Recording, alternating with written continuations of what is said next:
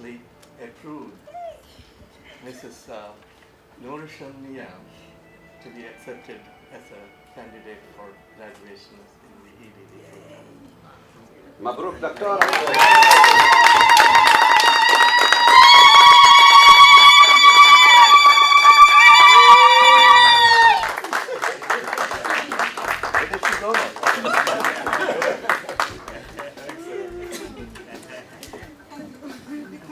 Thank you so much. Thank you. والله إذا ما كتبتها الفلسطينيين ولا أردنيين. مبروك مبروك مبروك. مبروك مبروك مبروك مبروك شكرا مبروك.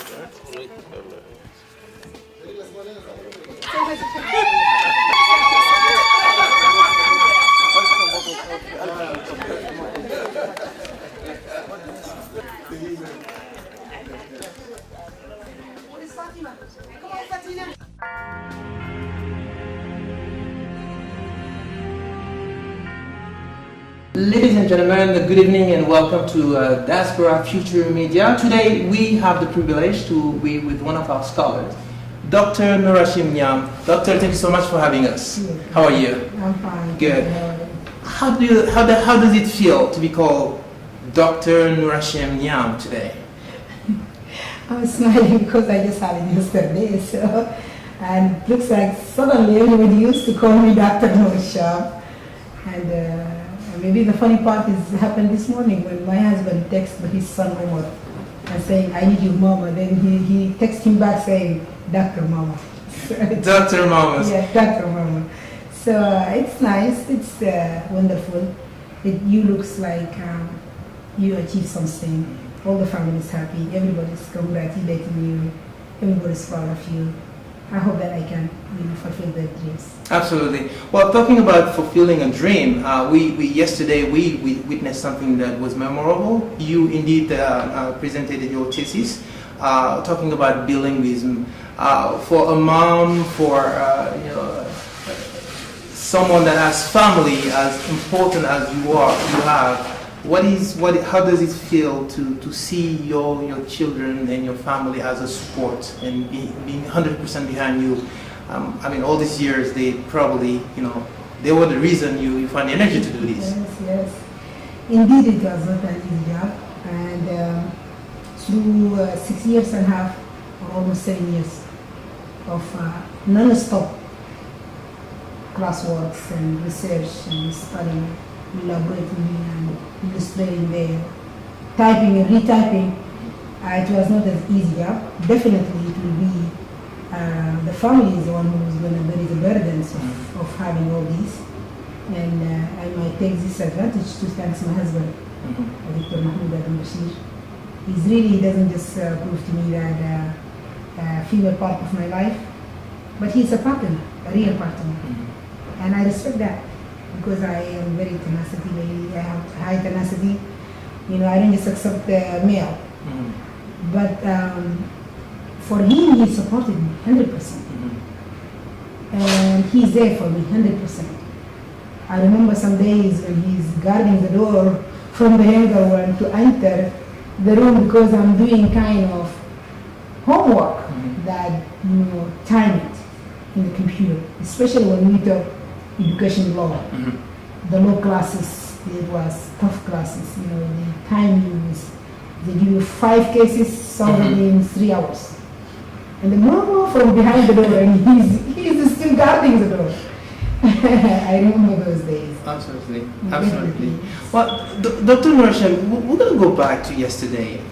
Take us back to you presenting your thesis in front of the committee. The reason I wanted to do that is because the room, we had unusual guests. This was, according to the university authorities, probably one of the first time we had Chadian ambassador, former Chadian ambassador, former minister being present for your thesis. How was it for you to stand there in front of Chad and young people and then just deliver what you did yesterday? I was really grateful to all those figures who came to support me. As you said, His Excellency Medib was there. It's a great support. His Excellency Muhammad Ali Adamaze, which was a great support. My brothers, my cousins who came from Canada, from Chad, to attend. Some of them still whining from Sudan that they couldn't be able to make it. So all that really makes you so happy and make you confident. You are inside that class. Usually the next room was a room for defending dissertations for our university, but due to the unusual attendance of my community, they switched to the other bigger room. And that gives you some sort of support. You be there, you be yourself. You know your topic, you just dash it out because everybody's around and everybody's support. Absolutely. Well, let's talk now about the topic itself. We're talking about bilingualism in the environment, the context of Chad, where we have more than 200 dialects, and we have Arabic, and we have French, and there's so much that you found in your research that could be an interest for not only the country, but even the academical institution here in the United States. Tell us about bilingualism in your own words. What is bilingualism? That's another study. Bilingualism is really very interesting because it's just something for 5 billion persons. Today we are around 6 billion persons or plus, sharing 7,105 languages. You know, one of the scholars, her name is Gracia, she calling it languaging. So that languaging, we people languaging, you have your own Gambai language. I have my own Zagawa language. Maybe the audience have another different type, Bulala or Kotoko or Guram or Arab. Plus the formal official language that we have. So this languaging phenomenon is very interesting for the human to follow and to elaborate on it. How we, definitely as Muslims, we have this in our religion saying Allah created different languages and different colors and different nations for interact with each other and know each other. So when you examine this phenomenon, it's very interesting. And for me, it attracted my attention earlier in the early 90s when I was just a young graduate that come to Chad, and this is my country and I want to serve it and to do a lot of dreams. Then suddenly, boom, the French hit you on the face, and then you hear here and there travail Arab.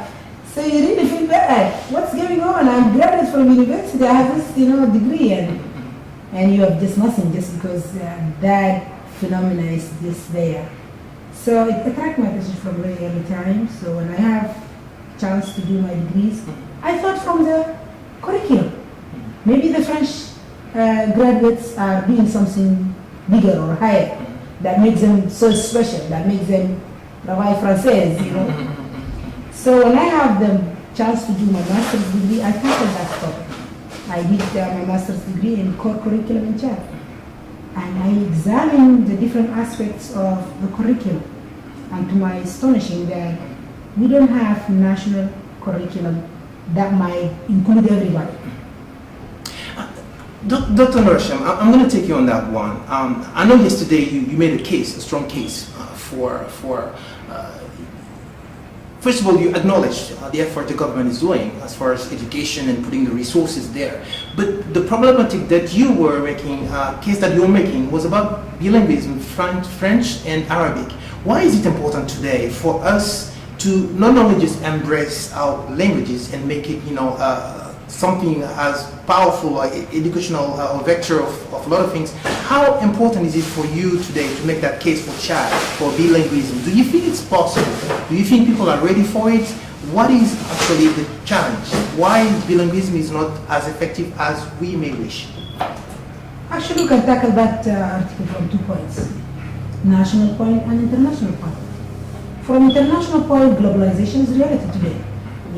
People are doing business with China, Chinese willing the Chinese oil, Americans with English, they want the Chinese oil, French with their English, they want the Chinese oil. Maybe the Italian tomorrow, they are going to come with the Italians. So this globalization is reality, and the more the world became small village, the more this topic will become even more important. Second thing, the masses of communication. Look at the kids when they playing all these different games. Go to your cable and try to go through the channels, how many languages you can hear.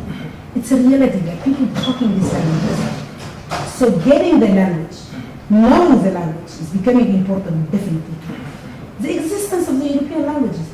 Nobody can deny that. The English is dominating, French is dominating most of the world. It's not only Czech, but the United States of America is speaking English because English came from Britain. So all this existence or the reality of these European languages, it's unavoidable.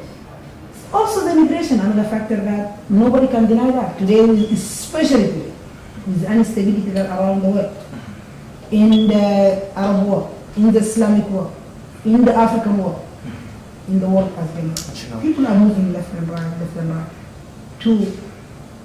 to also, to the, if we come back to the national level, for Chad, for example, it's a reality also. As you said, there is over 200 ethnicities speaking over 120 local languages. To avoid, because everybody has to feel comfort in his own country. So the Chadians, they are there. The majority of the Chadians, at least the language for education. If you go to the language, if you cannot speak the Gawa formally, Bangambai formally, Quran formally, Kotoko formally, so at least we can agree upon official languages.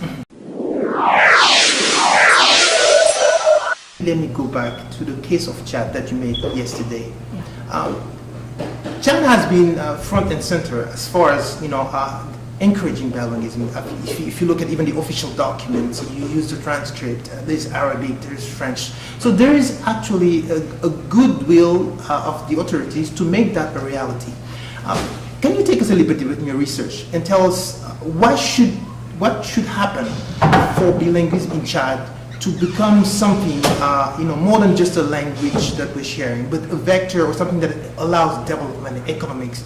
What are the areas? And I think you talk also about education and the need to have a long-term, program and long-term structures and institutions in place to carry that program along. Can you just take us back into your research? Sure. You actually loading me a lot of questions in one time. I don't know how I can even, in this hurry, to cover all that. But actually, for Chad case, through the history, we did a lot of literature review. The literature review showing us that Chad went through different steps to realize these important aspects. For example, in 1962, the policy in 1962 made Arabic optional. And this is only 2 years after the independence. That means the new state very early realized that the reality of Chad, that Arabic with its deep roots is there, and French is not going anywhere. So they have to deal with this situation. So they make it optional. The policy of 1978, when they realized more the importance of having both languages together, they make it compulsory. They further, Chad realized even more that there is no avoidable way to avoid this situation of Arabic is there and French is not going anywhere. So what they did is they make it part of the constitution. Article 9 says clearly, Chad is bilingual country. And probably this president, Idris Deby now, he realized this reality because we following him through different steps that he takes to realize this fact. In his speech, I remember the events that my husband told me that took place inside. He was there when that one of the sisters there, she's outstanding figure in the Arabic speaking group, and it looks like the people are not paying more attention when she started talking, and then the president get mad for that, and he stand and he addressed that, and he really appealed to the Arabic speaking group that this issue is important for me. For some reason, these people realize that this president, with the way he taking steps towards realizing this reality, might be the best chance for them to have this issue, to realize it in the reality way. One of the reasons for me even to tackle this article in this time, bilingualism in Chad, try to institutionalization that, and I investigate the desirability, the appropriateness, the visibility of this important phenomena in Chad, is that there is somebody has will to do it. The president has will to do it. And believe me, if he did it, that's the biggest achievement he can do it for Chad. Dr. Nusha, we have a leader that has the vision to make that a reality. But in your research, you also have samplings that shows perhaps people are lingering or people are moving in that direction. Can you tell us, is bilingualism today something that people are looking forward to it, are committed to it, are understanding the importance? You talk about the lady that was talking that obviously nobody listened because there's some cliches.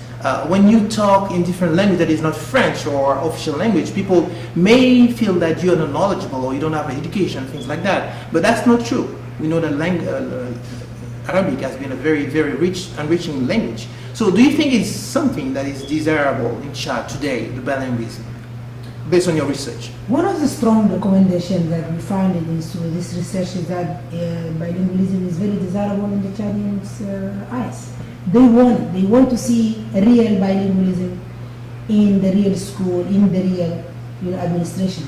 But I cannot deny that when we come to apply this phenomena, it takes more than one leader to do it. It takes more than one person to do it. It's not an individual effort that can achieve this bilingualism, but it's a group effort. The whole administration, you have to move the whole system into it. You have to, the Minister of the Finance has to apply this bilingualism 100%. In a way that the leader, the one in the, for example, the Minister of the Finance has to be bilingual. Somehow, somewhere. He can say, oh, I don't know Arabic. Oh, when I came to Chad, I don't know French. But they sent you to France for 6 months, you come back speaking French. Okay, then you need to go to Saudi Arabia or somewhere to learn Arabic and come back speaking Arabic. In order for you to be leading this important section. The Minister of Foreign Affairs, we are lucky now we have one that he's bilingualism. The Prime Minister, because the leader need to push these people and put rules, put policies. Will by itself is not going to work. But if there is will, as the Americans say, if there is will, there is way. The whole system has to move towards bilingualism. It's starting with the top. The president won it, okay, now force it on the others. Not only few papers, when I come to demand some, because I'm speaking Arabic, they forwarded me some papers, but no. Make the minister of, for example, X administration to speak both languages, not only speaking it. For example, for the time being, speaking it, a little bit writing it, acceptable. The way je parle français maintenant, je parle, j'écris, je lis. The same way, they force me to learn it. Yes. The same way, if you force them, they learn Arabic. Yeah, but this is my own view. I may be wrong, and correct me, please.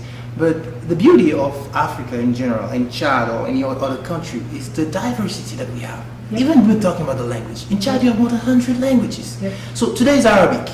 Tomorrow is going to be Zakawa, is going to be Gore, is going to be another ethnic or another language. Yep. So how do you think we should, of course, address the Arabic issue, because it's a reality that we cannot avoid, without also marginalizing the other languages? What do you think we should do to, okay, embrace what is today a necessity, but also keep the door or keep the other languages as important? Because I believe in having all the languages equally important, equal in the development of the country. Actually, it's also through the literature. We find that a lot of other African countries, that they try more than one language. Niger has more than 10 languages, local languages. Ethiopia has 17 languages, formal languages. South Africa has 12.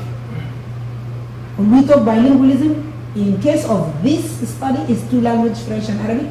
But if we open it, France, for example, Canada, French and English, But you know, when you talk about bilingualism in Ethiopia, you're talking about 17 languages.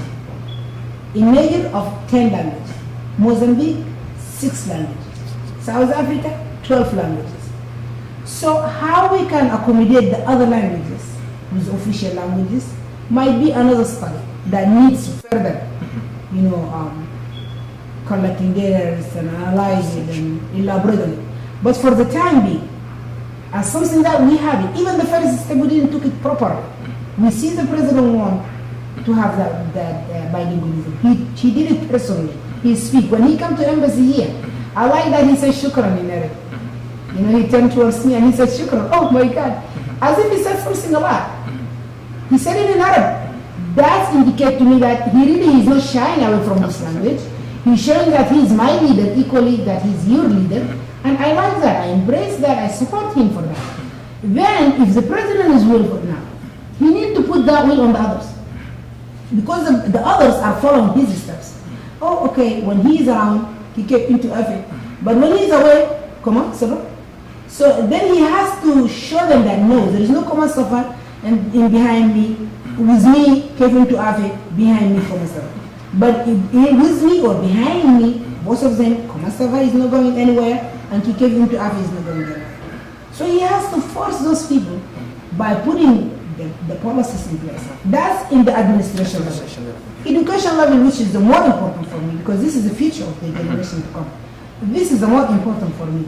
The linguists who are still in their way up, they have to learn both languages. And the models that are provided in this study is going to make shortcut for the Chadian administration to achieve this bilingualism using no time. Because America produced 5 models. Maybe the most famous one is the ESL, English as Second Language. I really prefer for Chad the 2 ways model. Why the 2 ways model? Because in the 2 ways model, it makes the French target language for the Arabic speaking students. Why it makes the French is target language for the Arabic speaking students. So within no time, in the French schools, they learn in Arabic. In the Arabic schools, they learn in French. Just give the child 5 years to 8. That's the scholar people idea. 5 to 8 years, everybody is speaking the same language. I know French perfectly, and you know Arabic perfectly. And then we don't have any problem over there. Because in that way, you fill the gap, and when you fill the gap, really the development, the process, the going forward is coming. Yeah. And avoiding problems also. Absolutely. Dr. NouraChat, in your presentation, I think one of the recommendations, the strong recommendation that you made, and you touched that a few minutes ago, talking about policies, the need of implementing strong policies, and giving the decider, the leaders, the leverage to implement those policies.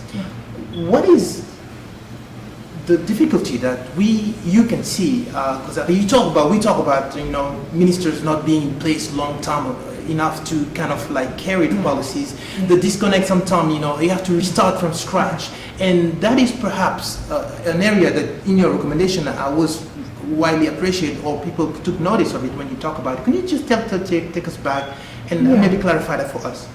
It was one of the recommendations that I hope Chad implemented, because it helps my country to go forward. Chad has 2 or 3 problems of realizing this bilingualism in reality. The most important one, executing the existing policies. We have the policies now, 62, 78, 96. So the policies are there, part of the constitution. Imagine something part of the constitution. It's supposed to be unnegotiable, no question. It's just reality. But still we are struggling to achieve that one. Then we have a problem of execution. The stability on the Ministry of Education is one of the problems. Maybe it will going to be for future. Why? Because, for example, if we see the education administration, for example, let's say 2008 to today, probably 11 ministers have been changed. The different ministers. Just when you put education and then you bring them all, around 11 have been changed. All the educational scholars, they agreed that in order for the educational leader to put vision, to articulate that vision, to implement that vision, to steward that vision, it needs a certain time. 5 to 8 is the recommended time. But let us say, even if it is not reality in our world, let's give him some time to put some vision. Examine that vision, what he wants to do for his education. And then give him the enough means to achieve that. The third problem maybe for child is the visibility. We need audit system also. Because when the minister comes, honestly talking, minister come and he move, then the next one come, he doesn't know what the first one did. So we need to hold those people accountable, number one. We need to put audit in place in case that minister go, the rest of the team is there, the money is there, everything is rest there. And audit system has to be there. In order for us today, for example, if they appointed me as the Minister of Education, what I'm going to do, I'm not going to appoint 3 people from the child and say, oh, come and go do some audit for me. No, I need third party. I need neutral third partner that has no interest on giving me money or giving my administration money to guard that money before I put even the vision or whatever it is. While I'm dealing with this third partner, I train my own auditors because auditing itself is another field and another world and another knowledge. But we need it in place so we can really move forward and keep some educational money for education, building schools, creating curriculums, bringing the textbook, financing and training the teachers, human resources, recruiting kids. It's a lot of job to be done. Following up, seeing if it takes place, elaborate on it, hold them accountable. It's a whole. It's how many schools in Chad we have, how many headmasters we have, how much budget for each one, because each place might be different. The schooling fire the needs for the schooling fire might be totally different than the needs inside. Absolutely. Dr. NouraChat, we're probably going to wrap up this interview, but for someone that has a background in education and training and teacher at university and volunteering teacher and has a good reading of the education world, and we talk about policies that need to be put in place, but also there's another aspect that I think is equally important, is the training of the teachers, investing on those educators, investing on those professors and linguists and people that can allow the policy to go forward. How do you see that? What is the step that today, if you had the opportunity to do, would be a must? One of the things that is really hard in the earth is to teach. You can be a doctor, you can be an engineer, you can be any other job. It's hard, but I don't believe, because I have doctors in my family, I have engineers, I have nurses, I have every type, cashiers, anything. But I don't see harder than teaching, because teaching is not just, hey, write down and read. No, you dealing with the human as general, which is emotional, turning him into somebody that discovering his potentials and moving from being only Arabic speaking to speaking French and learning from only French speaking to Arabic loving person. So it's a whole changing the human. Absolutely. That's why always education is politics. And they say there is no neutral process of education. Absolutely. So it's a lot of things that need to be done. That's why teaching is not easy. The people who take the burden of this is the teachers. The teachers are not just going in the classroom and putting lesson plans and apply that. No. They also need to go to be trained. So they are a student and the teacher at the same time. And mothers and grandfathers and grandmothers at the same time. So imagine somebody coming home, cooking and doing asida and all that, and in the morning, quick, after you send the kids to school, you run to school to teach. You have this tab of my kids that I have it at home, and then after you finish with them teaching, afternoon you have to run to have some training classes. Yes. It's not an easy job. Dr. NouraChat, we are almost at the end of this interview, but I will not finish this interview without going back to yesterday. Yep. I think there's a picture, there's an image that everybody noticed that captured the attention. Your young daughter was there. Fatima, yes. Fatima was there, and when they confirmed you as a doctor and everything was over, the first person that you called was, "Where is my daughter?" Yeah. Why is it important for you why was it important for you to have your daughter right there? Oh my God, that's emotional. Actually, I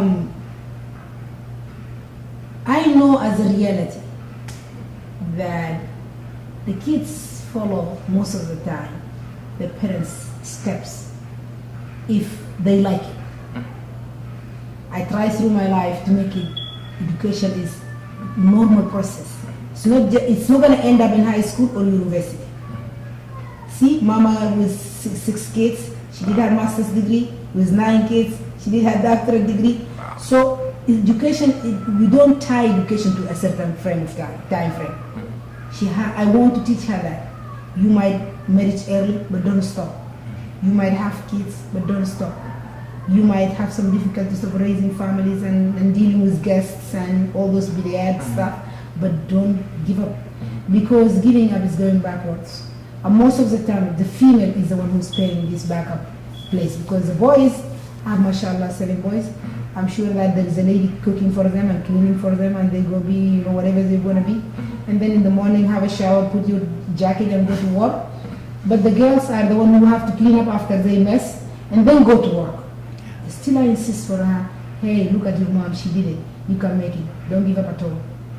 I think the image of your daughter symbolizes the image of thousands, millions of young Chadian. And that's actually, I really want to pass it to every lady in Chad and through the world, because when we come to this earth, it's not our choice to be male or female, but it's our choice to be what we want to be. You can be female and you accept, oh my God, I have 9 kids and a wife of ambassador and I have a lot to do. And you can end up here, or you can say, oh no, I have to do something that this is not enough. I can aim higher and push harder to do something positive for me. Or you have to push, because that's the challenge we have. Just you have to push. Any lady in Chad, she has to financially be independent. So at least she can be, most of the sisters that I talk to, and this is reality I live into, they say, Wallahi, if they have the financial independence, they be in better positions than today. Okay, then make it happen. So you can be independent. Then you always running behind the man, because sometimes loving him, sometimes because you're fearing from him. Absolutely. So I'm trying to fear myself, my daughter, and the other females from the fearless to the independence. And I'm sure there's power into that image. There's power into what you did yesterday. And I'm convinced thousands and millions of young Chadian girls are in that situation where they're looking for role models. They're looking for mom, they're looking for aunt or grandma. And the very positive note in all of that is that we realize today that women in Chad are taking the stage on the leading role. We have the first very powerful and strong First Lady advocating in different areas. We have scholars like you pushing for educations. We have the future generations scholars, watching. I just have it yesterday. Well, but thank you so much for that. But I believe there is a lot of ladies ahead of me. That's I learned from them. But it's not an easy job to be a mother, to be a wife, and then to seek education. But it should be. There is no way out. You should go through it. There's no way out. I think that's a very powerful way to end this interview. I will kindly let you wrap up this. What is the future for Dr. NouraChat Nyamt? I just need like 3 days of sleeping from today, because of all the stress of, are they going to give me this doctorate or not? In the night I dream like, oh, I forgot my PowerPoint, and I went there and I don't have the presentation, or Victor Sola, yelled over there. So all those nightmares, I free myself first by sleeping and, enjoying my family, and my friends and my people, dealing with me in these happy events. And then I will try to join my husband and my kids, whom I separated for a long time, because, just for this degree, I stayed here in the United States. And also, I need to thank some friends that I have here in the US. Victoria's leader, I will not forget that lady and how she was in depth with me in this research, and Dr. RC and all those people who really interested in this topic. And I think This is not applicable for Chad only, but it could be for a lot of nations, including the United States of America. And you might hear the comments yesterday. Absolutely. And especially, I dedicate this small work for my kids. I have Umar, and I have Hamid, and I have Sadiq. I have Muhammad and Abu Bakr and Umar, and I have Abdullah, and my daughter Fatima and Aisha and Suad, and I also have Usman and Ali and Ibrahim. So I dedicate this job for my little kids, that if I'm alive, I will continue pushing them towards education, and if for whatever reality of life I'm not among them, then this book is witnessing what I did so they can follow my steps. Absolutely. Dr. NouraChat, thank you so much. And of course, shukran. Merci. You're welcome. Alors, this was Gore Bachelor here in Washington with Dr. NouraChat. She presented her thesis, talking about building with in Chad. It was a pleasure having her and taking the time to talk. So thank you so much, and stay tuned with Diaspora Future Media.